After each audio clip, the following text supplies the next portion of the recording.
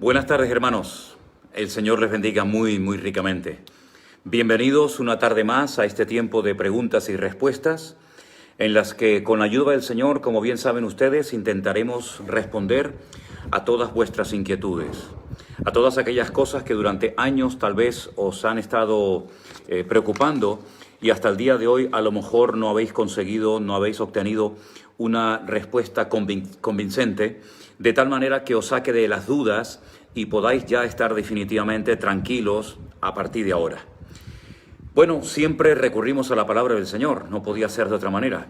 La palabra del Señor es nuestra base, es el fundamento de nuestra fe y no nos apartamos ni un milímetro en ningún momento de las Sagradas Escrituras.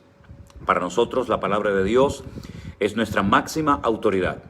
Nos sujetamos a ella en lo que nos gusta y en lo que tal vez no nos gusta tanto, en lo que entendemos y en lo que tal vez nunca entenderemos, pero da igual. El Señor, como he dicho muchas veces, no nos ha llamado a entenderlo todo, pero sí nos ha llamado a obedecer siempre y sujetarnos siempre a su voluntad. La voluntad de Dios es santa, es agradable, es perfecta. La palabra de Dios es perfecta, no hay que quitarle ni añadirle absolutamente nada. La palabra de Dios es nuestra lámpara, es nuestra espada, es nuestro espejo, es todo lo que necesitamos para poder vivir vidas cristianas victoriosas.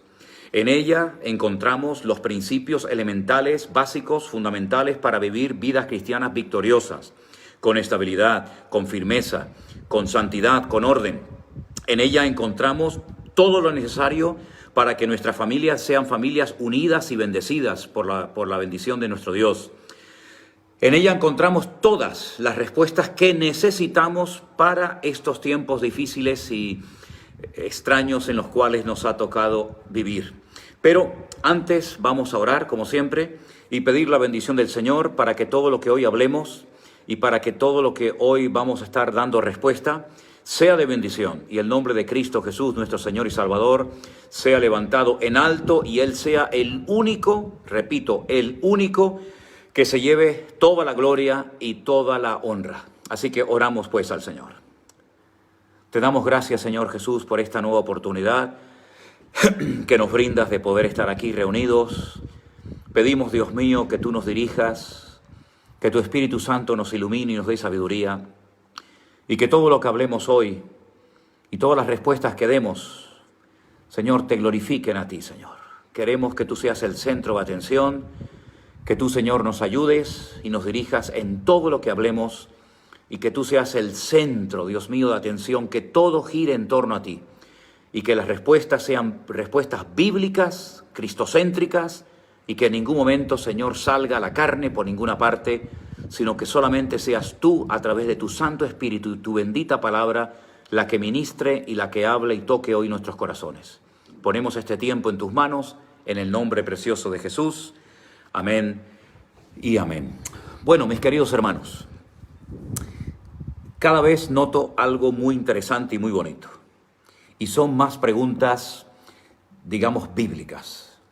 No esas típicas preguntas de, hermano, ¿usted qué opina? ¿Usted qué cree? No, mire, lo que yo opine o lo que yo crea no es realmente importante. Aquí de lo que se trata no es de lo que opine el pastor fulano de tal o el pastor menganito de tal. Aquí de lo que se trata es de lo que Dios diga, ¿bien? Porque ya está bien de que nosotros los pastores seamos como los protagonistas, cosa que a mí personalmente nunca me ha gustado, pero hay una serie de ministerios como que parece son como los iluminados, ¿no? Parece que son ellos los que tienen todas las respuestas, toda la sabiduría, todo el conocimiento. Y mire, yo le voy a decir una cosa, hermano. Yo acabo de recibir ahora una invitación. Ya me han mandado las invitaciones, los folletos para un programa de televisión que se va a hacer el día jueves y me van a entrevistar. Y una de las cosas que he observado en ese folleto, nosotros lo llamamos folleto, panfleto, es que han puesto, el invitado especial será el reverendo José Manuel Sierra. Yo le he pedido encarecidamente que por favor me quiten la palabrita de reverendo. La hermana, con toda la educación del mundo, y la entiendo perfectamente, me ha respondido y me ha dicho, hermano, aquí en Estados Unidos es normal la palabra reverendo. Digo, me parece muy bien. Me parece muy bien que en Estados Unidos a los pastores lo llamen reverendo, como si lo quieren llamar ilustrísima. A mí me da exactamente igual, pero yo le pido por favor que me quite la palabra reverendo, porque yo creo que aquí el único reverendo, el único digno de reverencia es el Señor Jesucristo.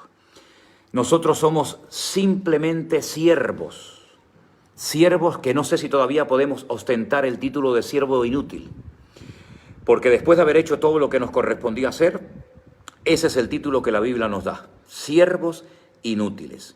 Así que eso de apóstoles, reverendos, etcétera, etcétera, a mí sinceramente nunca me ha gustado, y a estas alturas de mi vida, pues ¿qué quieren que les diga? Menos todavía. Pero bueno, vamos a pasar ya a responder a las preguntas que hemos recibido en estos días. Y me hacen una pregunta que, vamos a ver, yo no sé si es una pregunta que está basada en un desconocimiento total y absoluto de la realidad, si es una pregunta con algo de sarcasmo o de broma, pero me preguntan si la Tierra es redonda o plana. Vamos a ver, yo siempre he creído, y la mayoría de los mortales y de los seres humanos, hemos creído que la Tierra es redonda. Ahora resulta que hay algunos pastores o ministros o reverendos o como se llamen, que aseguran que no, que la Tierra no es redonda, sino plana. Bueno, yo entiendo que la Tierra es redonda, que hay versículos en la Biblia que nos hablan de la redondez de la Tierra, y aunque sé que se pone de moda en algunos círculos el hecho de decir que la Tierra, pues no, estamos todos equivocados, que no es redonda sino plana, si quieren que les diga la verdad, yo creo que la Tierra es una esfera totalmente redonda y no hay vuelta de hoja. Y no me voy a detener mucho en esto porque me parece sinceramente que no tiene ningún sentido este tema, ¿no? Bueno, ¿qué significa participar indignamente de la Santa Cena? Volvemos a lo de siempre, hay que estudiar el contexto de dónde aparece esa expresión. ¿Qué es lo que el apóstol Pablo consideraba participar indignamente? Él habla de divisiones, él habla de celos, él habla de infantilismo, de superficialidad en la iglesia de Corinto, él habla de pecados de inmoralidad, él habla de una serie de cuestiones que están dando un terrible testimonio a la ciudad de Corinto. Y él lo que intenta demostrarle, y creo que lo demostró perfectamente, es que bajo ningún concepto nos podemos acercar a la mesa del Señor con semejante testimonio. Yo creo que participar dignamente del Señor significa pues estar en orden, estar en santidad, estar en obediencia, estar, en fin, en victoria. Sí, le podía poner todos los sinónimos que ustedes quieran, pero es todo lo contrario a estar en desorden, a estar en pecado. Por ejemplo, cuando una persona convive con un hombre o con una mujer y le hace creer a la iglesia que están casados cuando no están casados, lo que están haciendo es que están conviviendo, pues eso no tiene ni pies ni cabeza, eso no se puede consentir que una persona que vive en desorden se pueda acercar a la mesa del Señor. Cuando una persona lleva toda la semana pecando, dando un terrible, pésimo testimonio del Señor en el mundo, y luego pretende venir a la iglesia y participar del pan y del vino como si nada, hombre, yo creo que se cae por su propio peso el decir que no es que seamos perfectos los que participamos del pan y del vino, pero por lo menos tiene que haber un orden, tiene que haber unos mínimos. Y hablando de Santa Cena, me llamaba el hermano Antonio Viciedo desde Chicago, hablaba con él, ya he hablado con él varias veces, es de la iglesia Moody de Chicago y es un hermano extraordinario, me ha mandado fotografías de su familia, de sus hijos, de los perros de sus hijos, etc. Y me comentaba algo muy bonito. Sus padres, después de 2 años de no poder, por cuestiones de enfermedad, participar de la Santa Cena, del pan y del vino, el domingo lo pudieron hacer. Nosotros el domingo en nuestra congregación aquí en Tenerife participamos del pan y del vino y le dijimos a todos ustedes que los que quisieran y pudieran hacerlo, que primeramente le preguntaran a sus pastores, pero si pudieran hacerlo y querían hacerlo, que estaban invitados. Y este hermano Antonio de Chicago me dijo que sus padres pudieron participar con una alegría tremenda después de 2 años de no poder hacerlo. Así que me alegro muchísimo, les mando un saludo si me están escuchando, si me están viendo desde aquí, que el Señor les bendiga. Y también desde la Patagonia, Valeria, desde la ciudad de Comodoro Rivadavia, 18 años sin participar del pan y del vino. Los motivos podrían ser muy amplios y variados, pero después de 18 años pudieron participar de la Cena del Señor. Gloria a Dios. Estamos recibiendo testimonios espectaculares de gente que se está reconciliando con el Señor, de gente de otras religiones, y no puedo dar muchos detalles, evidentemente, están teniendo un encuentro con Cristo espectacular. Personas de otras religiones, donde corre peligro su vida si se convierten al Evangelio, que el mismísimo Señor Jesucristo en sueños, en visiones, se les está apareciendo y están cambiando, no digo de religión, pero dejando atrás todo aquello que no es de Dios y convirtiéndose al Mesías, al Señor Jesucristo, al camino, a la verdad, a la vida, y con muchos peligros y con muchas limitaciones, están comenzando a caminar en esa vida nueva que podemos encontrar en Cristo Jesús. Tantas personas que se han vuelto a reconciliar con el Señor en este tiempo de cuarentena. Estamos realmente sorprendidos y tremendamente agradecidos por lo que el Señor está haciendo en las vidas. Toda la gloria, por supuesto, sea para el Señor. Bueno, una persona me dice que en el capítulo 7 del libro de Hebreos, que lo tengo aquí delante de mí abierto, en el versículo 12, dice, porque cambiado el sacerdocio, necesario es que haya también cambio de ley. Y la pregunta que esta persona me hace, no sé si es un hermano o una hermana, discúlpeme, es el tema de los diezmos. Ya hemos hablado acerca del tema de los diezmos. Yo quiero reiterar algunas cosas que ya dije en su momento, y es que el diezmo era algo que el Señor instituyó para el mantenimiento y el sostenimiento de la tribu de Leví, de los sacerdotes, en el Antiguo Testamento. No es un trueque, no es una varita mágica ni una llave maestra. Yo doy el diezmo y automáticamente sí o sí Dios me tiene que bendecir. Si le han dicho eso, le han mentido.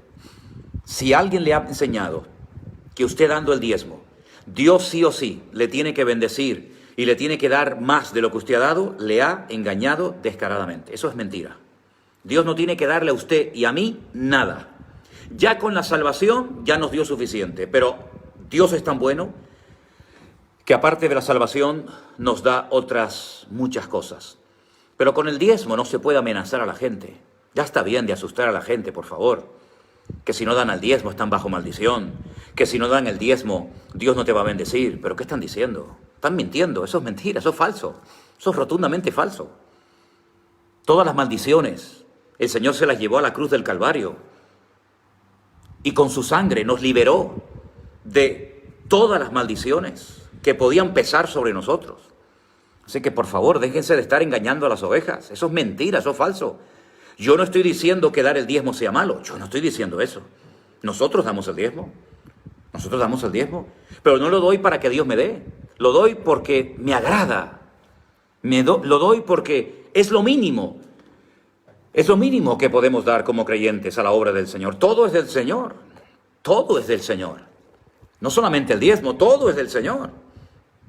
Entonces, personas que dicen, no, es que mi iglesia me ha enseñado que si no doy el diezmo estoy bajo maldición. Pues tendrá que pedirle usted al pastor que le explique con la palabra de Dios en la mano que un creyente nacido de nuevo, lavado por la sangre preciosa de Jesucristo, morada y templo del Espíritu Santo de Dios, está bajo maldición porque no da el diezmo a la iglesia. Eso es una barbaridad y yo le pido a las ovejas que cuando salgan del confinamiento y regresen a sus iglesias, que nunca más permitan que nadie se llame reverendo, se llame apóstol, se llame profeta, se llame pastor o se llame como se llame, no vuelvan a permitir que nadie les enseñe cosas que no pueden demostrar con la palabra de Dios. Le van a amenazar con versículos del Antiguo Testamento, pero nosotros estamos bajo la gracia, queridos. Nosotros no estamos bajo el yugo de la ley. Nosotros estamos bajo el Evangelio de Jesucristo, que nos ha hecho libres y podemos vivir bajo la libertad gloriosa de los hijos del Señor. Así que déjense de manipular escrituras y sacar textos del contexto para asustar a las pobres ovejas. Y yo espero que todo este conocimiento que ustedes están recibiendo, y también a través seguramente de otros pastores, pues les sirva de algo para que crezcan, para que maduren. Y basta ya de ser ingenuos y de dejarnos engañar tan fácilmente. En el capítulo 7 del libro de Hebreos se está hablando acerca del sacerdocio de Melquisedec, del cual también hemos hablado. Y estamos viendo cómo Abraham le dio los diezmos a este rey de Salem, Melquisedec, el rey de justicia. Y estamos viendo cómo vendría un cambio y un nuevo pacto. Y dentro de ese nuevo pacto y de ese nuevo cambio, pues lógicamente vendría unas nuevas leyes que son las que tenemos en el Nuevo Testamento, que son superiores, que son infinitamente superiores y mucho más exigentes que las leyes del Antiguo Testamento. Así que no cambiemos la gracia por la ley, porque la ley era un medio para llevarnos a Cristo. No dejemos a Cristo para volver a dar un paso atrás y volver a esclavizarnos a algo que nadie, ni siquiera el mismísimo Moisés, fue capaz de cumplir. Bueno, otra pregunta. ¿Quién quiso matar a Moisés cuando dice que por no haber circuncidado a su hijo, la misma Biblia lo dice, Dios lo quiso matar? Dios no iba a permitir, lo dije el otro día, fue una pregunta que ya respondí el otro día, Dios no iba a permitir que Moisés se atreviera a enseñar y a predicar algo en Egipto que no estaba viviendo en su propio hogar. Los pastores, donde primero tienen que poner en práctica lo que predican, es en su casa. Si la casa del pastor no funciona, no tiene ninguna autoridad moral para predicar en un púlpito lo que no está viviendo en casa. Eso es lo que dice la Biblia. Ahora, que cada uno haga lo que le dé la gana. Pero yo les digo lo que dice la palabra de Dios. El que no sabe gobernar su casa, ¿cómo podrá gobernar la casa de Dios? ¿Cómo un pastor que su mujer no se congrega, que su mujer está en rebeldía, que sus hijos no quieren congregarse, que su familia es un desastre y después se va a subir al púlpito a decir qué? ¿Qué me va a mí enseñar? ¿Qué me va a mí a predicar un señor que no fue capaz en su casa de aplicar los principios espirituales de la Biblia? Por lo tanto, mis queridos hermanos y amigos, Moisés, que no había circuncidado a su hijo, no podía ir a Egipto a enseñar algo que él previamente no estaba predicando en su casa. Su hijo tenía que ser circuncidado y fue Dios mismo el que le paró los pies y el que dijo, arregla esto antes de que sea demasiado tarde. Y esa es la respuesta que di el otro día y esa es la respuesta que les vuelvo a dar. No hay otra. Cuando venga lo perfecto, dice que se acabarán las lenguas, cesarán las profecías, cesará todo lo que es el conocimiento, la fe, los milagros. Y alguien pregunta, ¿y cuándo viene lo perfecto? ¿O ya vino lo perfecto? Hombre, que yo sepa, lo perfecto no ha venido. Porque todavía hay predicadores, todavía hay milagros, todavía hay dones del Espíritu Santo que se manifiestan. Algunos pueden decir, pero es que yo no he visto, por ejemplo, nunca cómo funciona o cómo se manifiesta el don de sanidad. Bueno, querido, el que usted no lo haya visto no significa que no exista. Yo tampoco he visto Júpiter y creo en Júpiter. Es decir, hay cosas en nuestros ministerios que todavía no hemos visto o no hemos experimentado, pero no significa por eso que las voy a descartar. Hay gente que dice, es que yo nunca he hablado en lenguas. Pero bueno, el que usted no haya hablado en lenguas no significa que no haya un don que sea el don de hablar en lenguas. El que usted no haya interpretado un mensaje en lengua no significa que esos dones ya no estén en plena operación. Nosotros creemos que la Biblia no ha caducado, que todo está en pleno vigor. Cuando venga lo perfecto, yo entiendo que es cuando venga el Señor Jesucristo. Algunos dicen, no, era cuando se escribiera la palabra de Dios. ¿Y usted cree que porque ya tenemos la palabra de Dios, ya vino lo perfecto y ya vivimos en la dimensión de la perfección? Por favor, dígame usted cuál es la iglesia perfecta. Dígame usted cuál es la denominación perfecta. ¿Cuál es el ministerio perfecto y completo? No existe eso. Por lo tanto, lo perfecto es cuando venga el Señor Jesucristo. Y claro, cuando Él venga, ¿para qué queremos la fe? ¿Para qué queremos milagros? ¿Para qué queremos hablar en lenguas? ¿Para qué queremos manifestaciones de los dones del Espíritu Santo si ya lo tenemos a Él entre nosotros? Por lo tanto, yo entiendo, discúlpeme si hay alguien que piense lo contrario, pero ustedes me están preguntando a mí. Y la respuesta es que yo creo que cuando venga lo perfecto se refiere a cuando venga el Señor Jesucristo y ponga sus pies sobre el monte de los olivos y establezca su reino milenial y comencemos a disfrutar de la era de la perfección y de la armonía absoluta, porque Él estará entre nosotros de una forma visible y permanente. Bien, vuelven otra vez a hacer preguntas sobre escatología. Yo les digo que dentro de muy poco, ya estamos esperando solamente un pequeño detalle por parte de la Sociedad de Autores, el libro sobre escatología bíblica está a punto de publicarse. Yo se lo voy a anunciar a ustedes cuando esté. Pero todas las preguntas de escatología que ustedes me hacen suelen encontrar o pueden encontrar la respuesta en los vídeos, en las clases de escatología que se grabaron en su día. Pero hay una pregunta que me llama mucho la atención.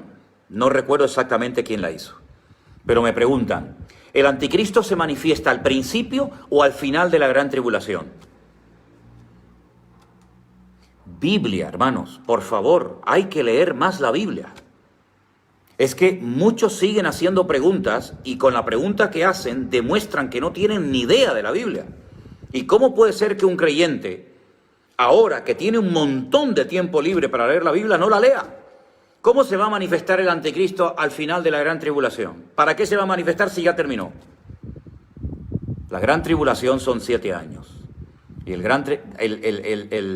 anticristo se manifiesta no en su totalidad ni en su esplendor absoluto al principio de la gran tribulación. Pero ya cuando empieza la tribulación, el anticristo ya se ha manifestado. Y se va a ir destapando poco a poco, y cada vez va a ser peor, ¿verdad? Y el lobo se va a terminar convirtiendo en cordero, aunque siempre, el cordero se va a terminar manifestando en lobo, aunque siempre fue un lobo. Pero el anticristo se manifiesta al principio de la gran tribulación, no al final, ¿de acuerdo? Bueno, Hebreos capítulo 11, capítulo de la fe, hay una frase, unas palabras que se las voy a leer porque hay una persona que me pregunta, ¿estas personas quiénes fueron o quiénes son? Hebreos 11:13, y dice el texto lo siguiente. Por la fe, Hebreos 11:13, perdón. Conforme a la fe murieron todos estos sin haber recibido lo prometido, sino mirándolo de lejos y creyéndolo y saludándolo y confesándolo y diciendo o creyendo que eran extranjeros y peregrinos en la tierra. Vamos a ver, en el contexto del capítulo 11 del libro de Hebreos está hablando de personajes del Antiguo Testamento, ¿sí? Esos personajes del Antiguo Testamento todos fueron extranjeros y peregrinos. Esperaban la ciudad cuyo arquitecto y fundador es Dios. No vieron las promesas mesiánicas cumplidas. No vieron al Señor Jesucristo en persona, ¿verdad? Por lo tanto, esas personas, Abraham, que moró en tiendas de campaña, su hijo Isaac, su nieto Jacob, las tribus de Israel, etcétera, etcétera, esos son los extranjeros y peregrinos, ¿verdad? Que esperaban al Mesías, esperaban la redención, de los cuales habla el capítulo 11 del libro de Hebreos. Hombre, en cierto sentido, también nosotros somos extranjeros y peregrinos, ¿verdad? Porque estamos de paso por este mundo.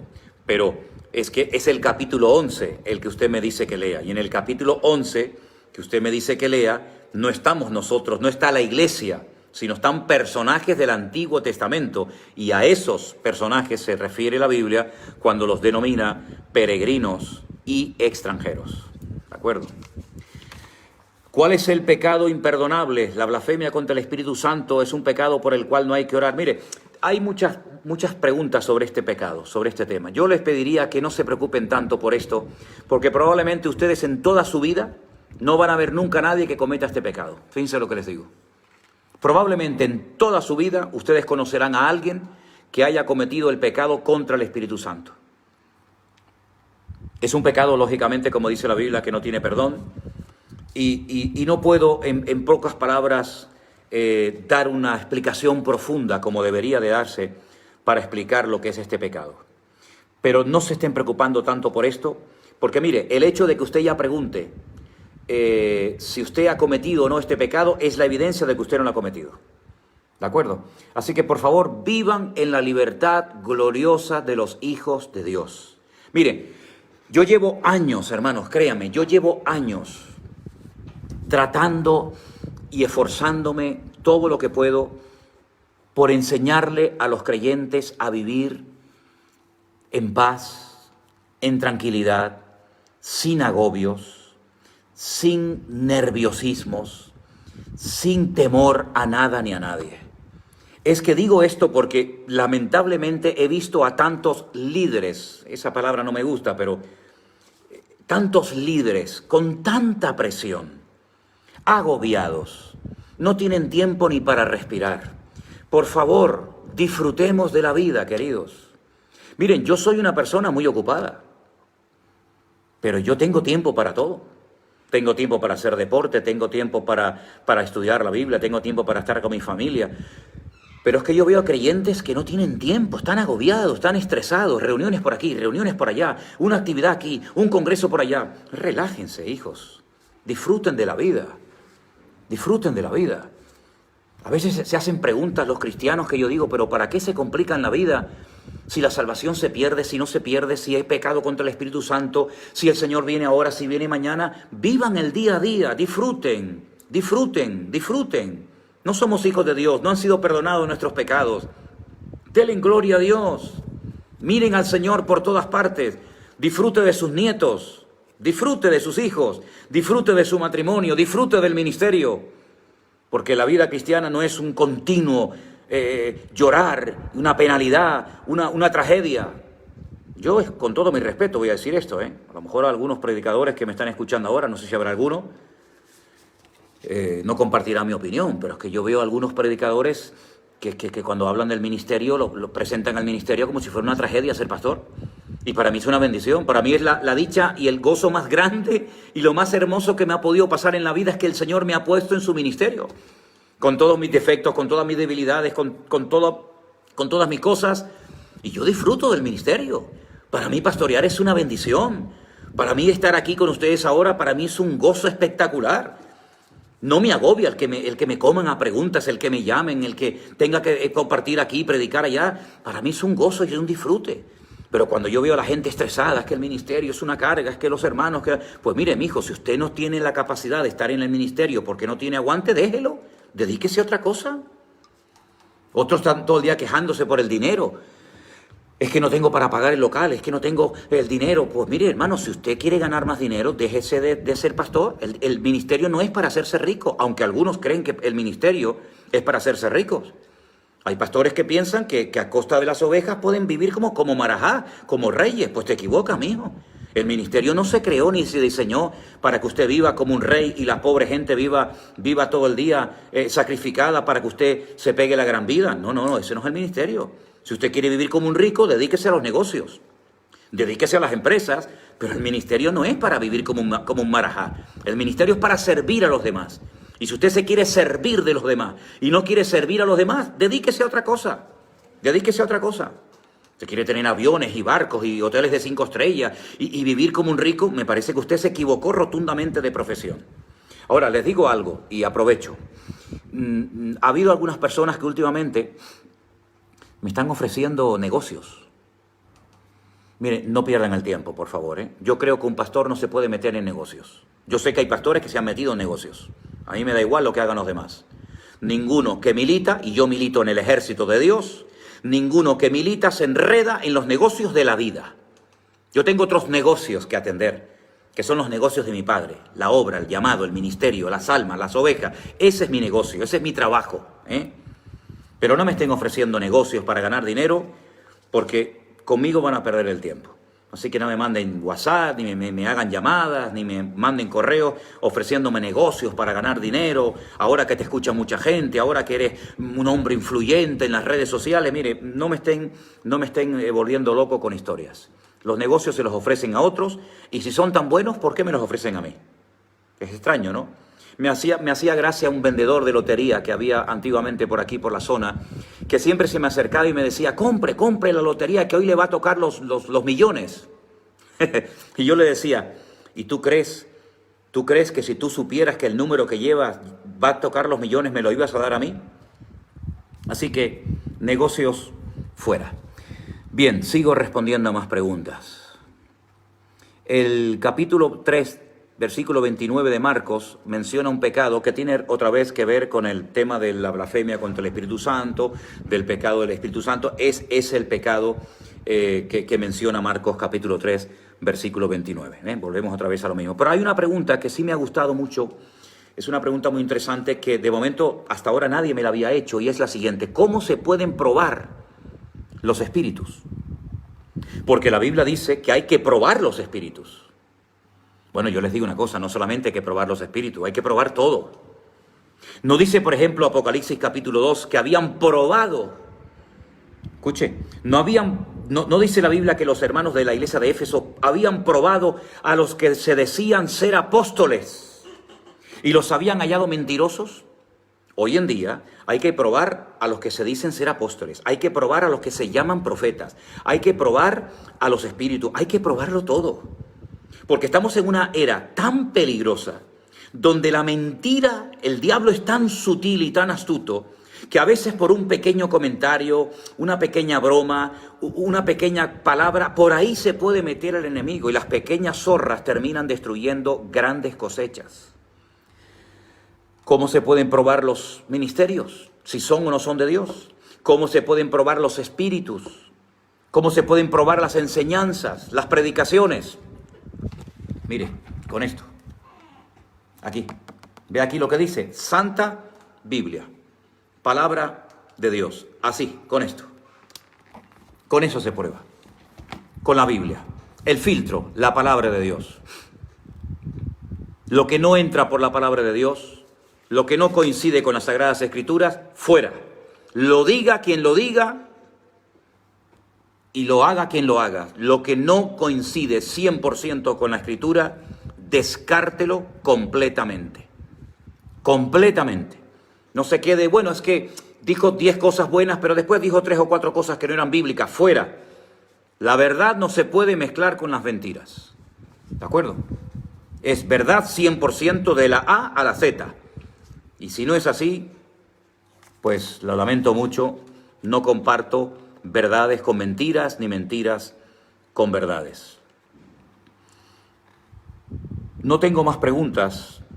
Veo la lista que ustedes me han hecho y no veo más preguntas. Por lo tanto, voy a dar lugar a algunos de ustedes para que si me quieren hacer alguna pregunta y yo la veo rápidamente aquí en la pantalla, pues se la puedo responder si sé la respuesta. No es que yo sepa la respuesta a todo. Solo estudiando la palabra de Dios podemos reconocer a los lobos. Bueno, también hay un don, ¿no?, que se llama el don de discernimiento de espíritus, pero está avalado por la palabra. También la experiencia es un grado, decían algunos en el ejército, ¿no? Lo que no concuerda con la Biblia se va. Exactamente. Así es. Para eso tenemos la Biblia. ¿Alguna pregunta, hermanos, que ustedes quieran hacer en esta tarde? Soy todo oídos.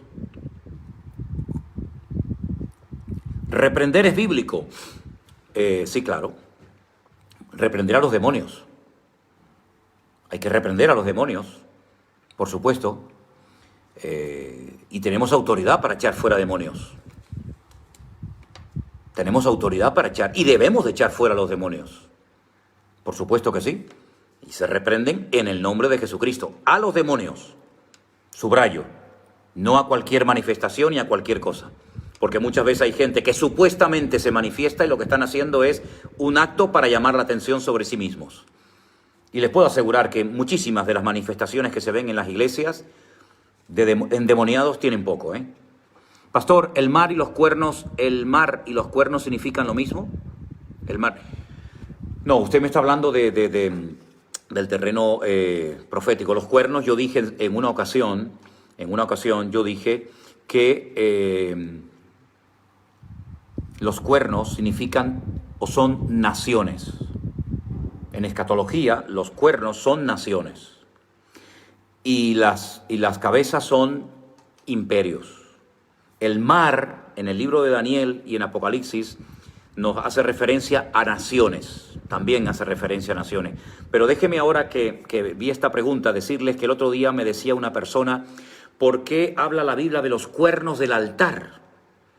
Bueno, quiero decirles que en los 4 extremos del altar del sacrificio había efectivamente como una especie de cuernos donde se amarraba a los animales que iban a ser después degollados y posteriormente sacrificados. Esos eran los cuernos del altar, para que no vayan a pensar alguna cosa rara, ¿de acuerdo? Veo que están pasando algunas preguntas, pero no me ha dado tiempo a leerlas. ¿Es posible que una persona no casada esté a cargo de un ministerio? Hombre, por posible, lamentablemente hemos visto de todo. La pregunta era si podía una persona no casada que esté a cargo de un ministerio. Ah, perdón, había entendido mal. Bueno, yo estuve como pastor y no estuve casado durante un tiempo. Yo recomiendo que todo pastor esté casado. Sería lo ideal. Pero yo tengo que decir la verdad. Yo fui probablemente el pastor más joven de España y yo durante un tiempo, casi como menos de un año, estuve pastoreando y no era casado. No es ningún problema el no estar casado para ejercer un ministerio. Lo ideal sería, desde mi punto de vista, que un pastor, que la gente que esté en el ministerio esté casada. Pero también he conocido muchos, muchos hermanos, hermanas que trabajan para el Señor que no son casados. Y lo hacen muy bien además, ¿de acuerdo? ¿A qué se refiere en el monte de Esaú, en Abadías? Es que el libro de Abadías, el monte de Esaú, se referirá probablemente al territorio que ocupaba el hijo el hermano gemelo de Jacob, Esaú, el monte de Seir, ¿vale? Donde vivían los edomitas, donde vivían los descendientes de Esaú. Hoy en día, ¿cómo se castiga a un niño contumaz y rebelde? Bueno, la psicología moderna dice cosas a veces que no son muy bíblicas, que digamos, ¿no? La pregunta es, ¿por qué ese niño ha llegado a ser tan rebelde y contumaz? Porque nadie se convierte en un niño rebelde y contumaz, como usted pregunta, de la noche a la mañana. El niño es como un arbolito que hay que enderezarlo de pequeño. Si usted quiere enderezar al niño cuando ya es grande, difícilmente lo va a enderezar. Por lo tanto, instruye al niño desde su más tierna infancia en la palabra del Señor y vete podando, vete limando y vete ayudándole a superar muchas cosas. Pero lo que está bien claro es que la rebeldía hay que quitarla del corazón y a veces hay que castigar. A veces hay que castigar. Y yo soy partidario, algunos se van a llevar las manos a la cabeza con esto. A todos nos dieron nuestros padres una tortita y nos salvó la vida en muchos casos. Por lo tanto, yo no soy partidario de palizas, ni muchísimo menos, pero una torta a tiempo puede salvar una vida. Ahora, yo sé que muchos lo quieren arreglar todo con el diálogo, pues bueno, pues siga dialogando, pero a veces el diálogo no es suficiente, Y yo soy padre de 2 hijas y gracias al Señor me han salido buenas, pero no todos los hijos son iguales, ¿Es correcto tener una cruz o un crucifijo en la habitación? Bueno, hay hermanos que tienen una cruz, no solamente en la habitación, sino a veces colgada del cuello, pero un crucifijo no estoy de acuerdo. Un crucifijo ya es una imagen y la Biblia dice que no podemos tener imágenes. Yo pienso que un cristiano, una persona que ha nacido de nuevo, no tiene que tener crucifijos ni en su casa, ni en su coche, ni en su cuello, ni en ninguna parte. Si usted quiere ponerse una cruz, pues bueno, una cruz vacía, pero crucifijos no. Un crucifijo, entiendo yo, con el Cristo clavado y todo eso, en absoluto. Eso está mal. Eso no es correcto. Jeremías 31, 16 y 17. Déjeme que lo lea, hermano. Jeremías 31, 16 y 17. Me pide esta persona que se lo explique. Vamos a ver qué dice la palabra. Reprime del llanto tu voz y de las lágrimas tus ojos, porque salario hay para tu trabajo, dice el Señor, y volverán de la tierra del enemigo. Esperanza hay también para tu porvenir, dice el Señor, y los hijos volverán a su propia tierra. Usted tiene que leer para poder entender estas palabras que están dentro de un contexto. Usted tiene que leer todo el capítulo 30 y todo el capítulo 31 del profeta Jeremías y usted va a entender perfectamente a quién van dirigidas esas palabras. Esas palabras tienen que ver con una promesa a los cautivos que volverían 70 años después del cautiverio en Babilonia. ¿Sí? Entonces, a veces para entender un versículo hay que leer todo el contexto, todo el capítulo, todo el pasaje, porque no va a pretender usted entender un versículo si no sabe a quién se le dijo, por qué se le dijo, cuándo se dijo, etcétera, etcétera. Así que tiene que leer el capítulo 30 y 31 de Jeremías y lo va a entender usted seguramente perfectamente.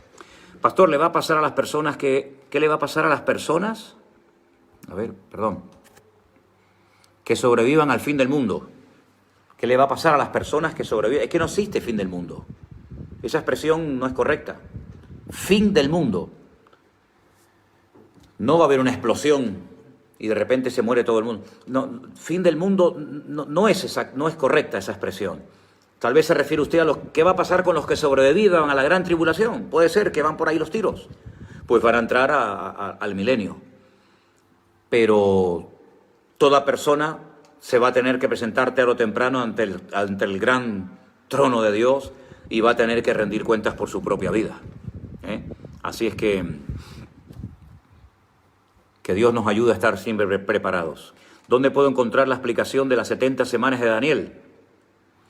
Bueno, las 70 semanas de Daniel es una profecía muy bonita, muy completa, y si no recuerdo mal, en una de las clases de escatología que están grabadas en nuestro canal de YouTube, no sé exactamente qué clase fue, si fue la tercera, la segunda, la quinta, no recuerdo.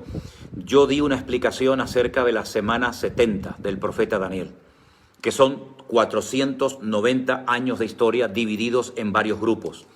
Es una profecía muy bonita. Usted seguramente va a poder encontrar mucho material también en internet y en muchos libros, pero tenga paciencia para entender la profecía y sobre todo familiarícese con algunos términos hebreos para que pueda entender e interpretar correctamente esa profecía y no caiga en el error de atribuirle a acontecimientos que no tienen nada que ver con el cumplimiento de las 70 semanas del profeta Daniel. Le animo a que la estudie en profundidad, es muy bonita. La cuarta clase, me dice Luz Marina, puede ser. Otros dicen la tercera, no lo sé, sinceramente no lo sé. Pero yo sé que en una de las clases expliqué algo sobre la famosa semana 70 del profeta Daniel. 70 semanas están determinadas sobre tu pueblo y sobre tu santa ciudad. Es una parábola una profecía que a mí me fascina. Es realmente extraordinario. Gracias por responder. Ya empecé el curso de escatología. ¿En el milenio van a estar viviendo cristianos también? Claro que vamos a estar viviendo los cristianos. Vamos a estar juntamente con Cristo, ¿no? Si no vamos a estar los cristianos en el milenio, ¿dónde vamos a estar entonces? Claro que estaremos con Cristo en el milenio. Por supuesto, no le quepa a usted la menor duda. Pero ¿cuál es el texto de la semana 70? Daniel capítulo 9. Daniel capítulo 9 habla de la semana 70 del profeta Daniel. ¿Quiénes son los 144.000 que reinarán en el cielo? No, en el cielo no. No, en el cielo no van a reinar los 144.000. Los 144.000 tiene que ver con este mundo, con esta tierra. Tiene que ver con el periodo también de la gran tribulación. Esa pregunta la puede ver usted en las clases de escatología. Los 144.000 son de origen judío. 12.000 de cada tribu. ¿De acuerdo? Dios quiera ser arrebatado antes del milenio.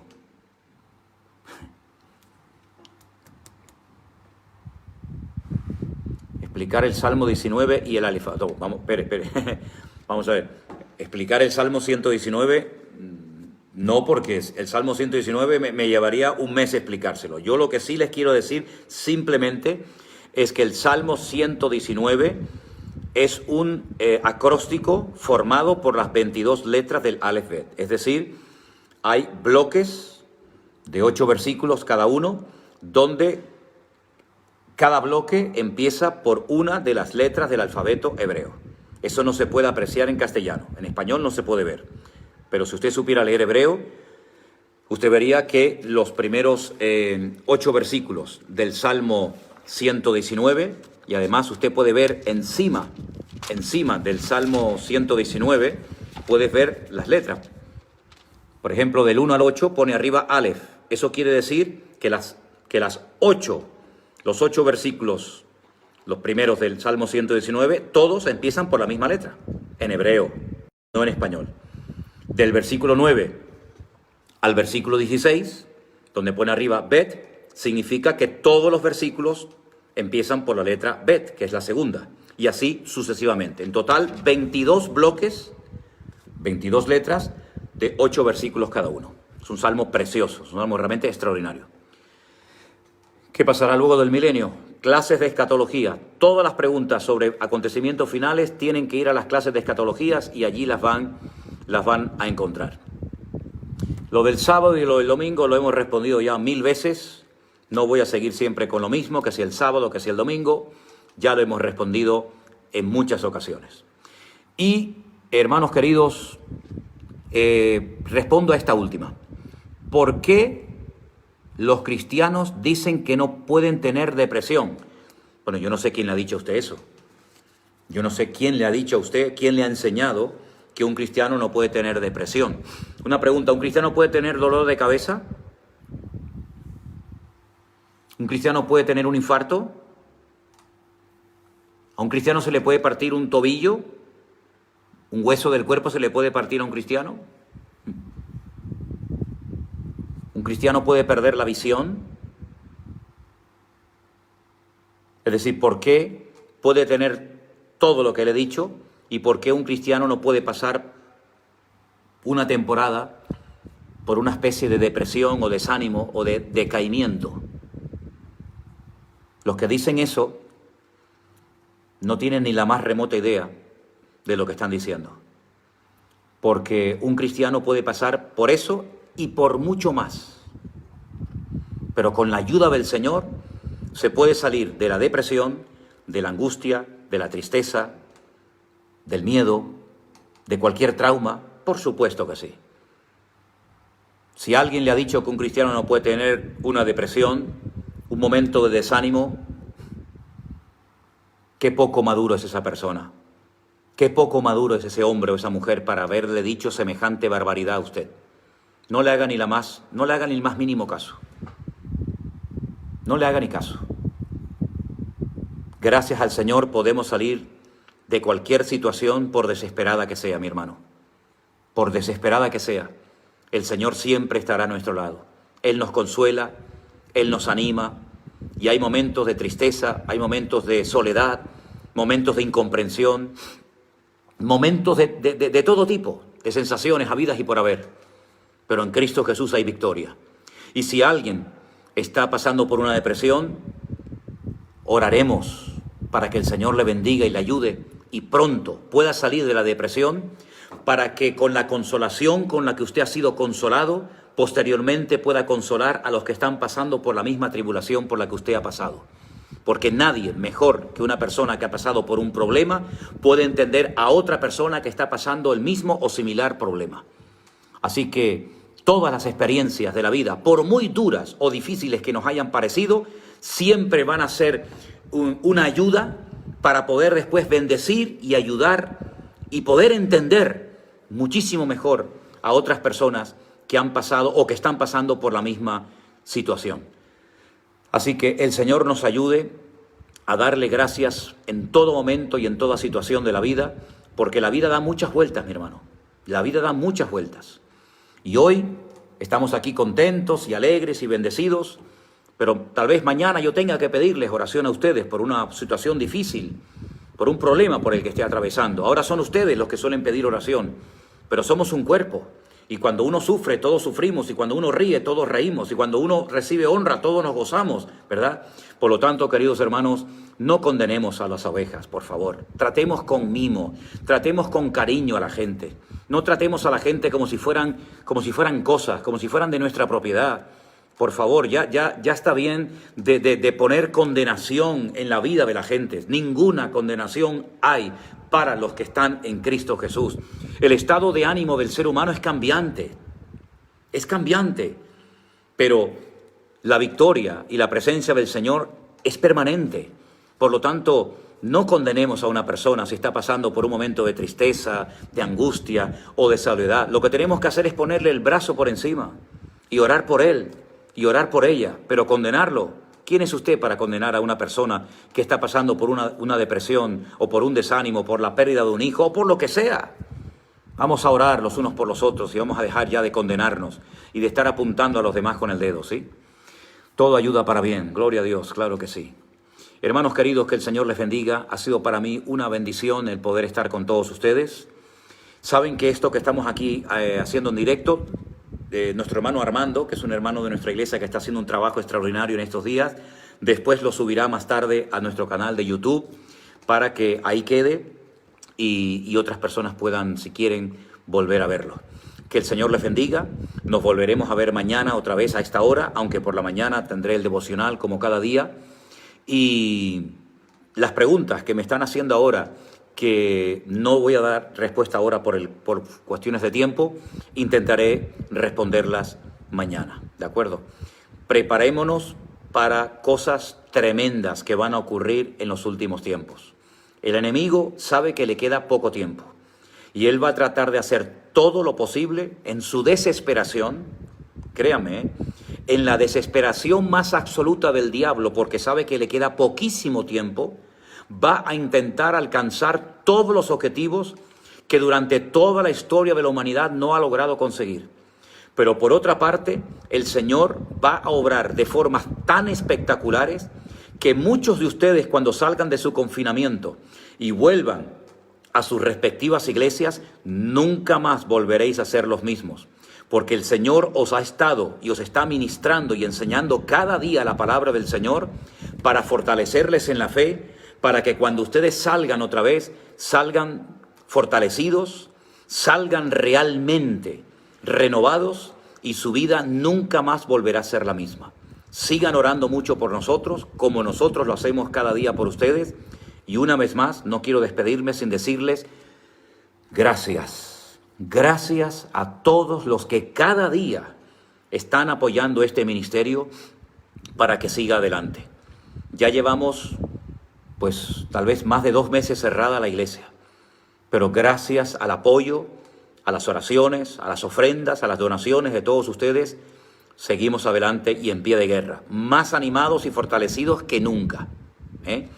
Así es que cuando escriban correos, por favor pongan el asunto para ayudarnos a trabajar más rápidamente, si es una donación, si es una pregunta, si es un saludo, en fin, ayúdenos para trabajar más rápidamente a su favor. Que el Señor les bendiga y les guarde. Terminamos con una oración. Padre Celestial, muchísimas, muchísimas gracias por este tiempo maravilloso que cada tarde nos permites tener. Señor, gracias por tantos hermanos que tienen tanta hambre y tanto deseo de aprender de ti, de tu palabra, que para nosotros es una bendición ver cómo hay miles y miles de familias alrededor del mundo que están, Señor, pegados ahí a sus televisores, a sus ordenadores, aprendiendo de ti cada día, Señor. Señor, te pedimos perdón si a veces no hacemos las cosas bien, pero pedimos sabiduría de lo alto y te damos gracias por tu fidelidad. Rogamos por todos los hermanos que se encuentren tal vez enfermos, desanimados, tristes, decaídos. Levántalos, Señor, y que tu iglesia camine en victoria y en bendición cada día de su vida. Gracias por todos los hermanos que en esta tarde se han conectado. Los bendecimos desde las Islas Canarias en el nombre precioso de Jesús. Amén y amén. Queridos hermanos, que el Señor les bendiga muy ricamente. Shalom para todos. Nos vemos mañana si Dios quiere.